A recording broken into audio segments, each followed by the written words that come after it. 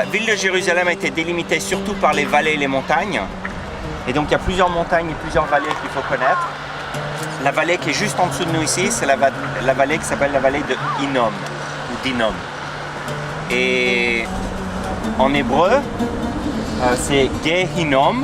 Et éventuellement, quand ça c'est traduit ou plutôt transcrit en grec, ils appellent ça Gehenna en grec, qui devient GN. Ça, ce sont des tombes qui datent avant la destruction de Jérusalem. Et on sait qu'à un moment donné, la ville était plus petite et ils ont agrandi la ville à la période du roi Ézéchias. Et à ce moment-là, ils ont construit le muraille de la ville sur ce bout de rocher qui se trouve ici. Et à cause de ça, ils ont dû vider les tombes et les purifier pour que les gens ne deviennent pas impurs quand ils étaient dans cette région ici. Alors maintenant, la porte aujourd'hui, on a l'impression que c'est cette entrée qui est ici, mais en fait la porte c'est ça. Et on sortait et ça tournait vers la droite et la route continuait vers la droite pour aller jusqu'à Jaffa. Et bon, c'est un pont qui date du XVIe siècle, mais ça permettait aux gens de traverser les douves pour aller à l'intérieur de la citadelle.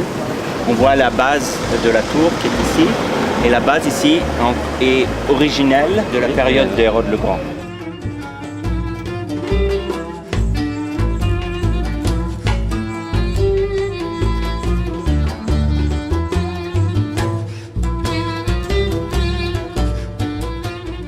Toutes les indications que nous avons nous amènent à cet endroit ici pour la tombe de Jésus. À un moment donné, ça c'était en dehors de la ville. Et on le sait parce qu'en plus de la tombe de Jésus qui se trouve ici, il y a également d'autres tombes à l'intérieur de l'église qui datent de la période du Second Temple. Donc on est sûr qu'à un moment donné, dans la période du Second Temple, ça c'était en dehors du mur de l'église, de la ville, parce qu'on n'enterrait pas les gens à l'intérieur de la ville. Donc voilà les murs de la ville. En dehors, il y avait la colline de Golgotha. Et tout près, il y avait une autre colline dans laquelle il y avait une tombe. D'accord ? Ça, on trouve ça c'est au temps de Jésus. Au temps romain, il y a une esplanade qui a été construite par-dessus Golgotha et par-dessus la tombe. Et quand la reine Hélène est venue, elle a défait l'esplanade et elle a dit « mais je voudrais que les gens puissent voir la tombe ». Tout ce qui a des lignes là, elle a enlevé ça de la montagne. Et tout ce qui restait, c'était un petit cube dans lequel il y avait la chambre dans laquelle Jésus avait été enterré. Et donc, elle a construit une église. Voilà l'église à quoi elle avait l'air. Il y avait Golgotha qui était là. Ça, c'est le B. Et il y avait la tombe qui était restée dans un petit cube dans lequel on trouvait l'entrée dans la tombe de Jésus. Et la raison pourquoi elle a fait ça, c'est parce qu'elle voulait que les gens puissent aller autour. Mais ça veut dire qu'aujourd'hui, quand on regarde, il y a un petit cube. Il n'y a plus de relief. Il n'y a que ce petit cube et une partie de la colline de Golgotha qui reste. Mais même avec la colline de Golgotha, quand les pèlerins venaient ici, ils voulaient des souvenirs de Golgotha. Ils prenaient une petite hache ou une pioche et prenaient un bout de terre.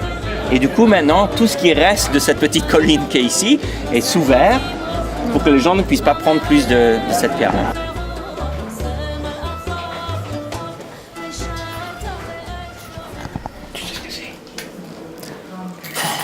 L'endroit où Jésus a été allongé. A été embaumé. Non, allongé. C'est la tête. C'est là où il est allongé. Il faut l'enlever. Embaumé, je crois. Non. Alors les photos qu'on voit de la colline avec le crâne, c'est une colline qui a été vue au nord de la porte de Damas. Et le général Gordon, un Anglais, il a vu cette colline-là, et parce qu'il savait que cette église ici, l'église du Saint-Pulcre, est à l'intérieur de la vieille ville, il ne s'était pas rendu compte à ce moment-là que la vieille ville s'arrêtait avant d'arriver jusqu'ici. Alors il se dit, c'est sûr que ça ne peut pas être le Saint-Sépulcre, parce que c'est à l'intérieur de la vieille ville, et on sait que Jésus a été enterré en dehors de la ville.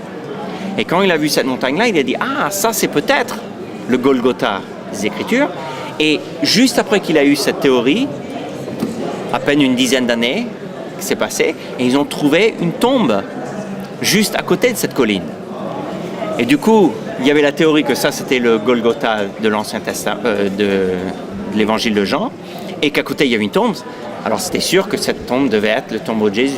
Alors, du côté archéologique, il y a un problème parce que la tombe qu'ils ont trouvée là-bas, c'est une tombe qui, les caractéristiques sont typiques des tombeaux qu'il y avait au 8e, 7e et 6e siècle avant Jésus-Christ. Alors du coup, c'est difficile à dire que ce serait un tombeau qui daterait, qui n'aurait jamais servi. Les évangiles nous disent qu'il a été placé dans un tombeau qui n'avait jamais servi.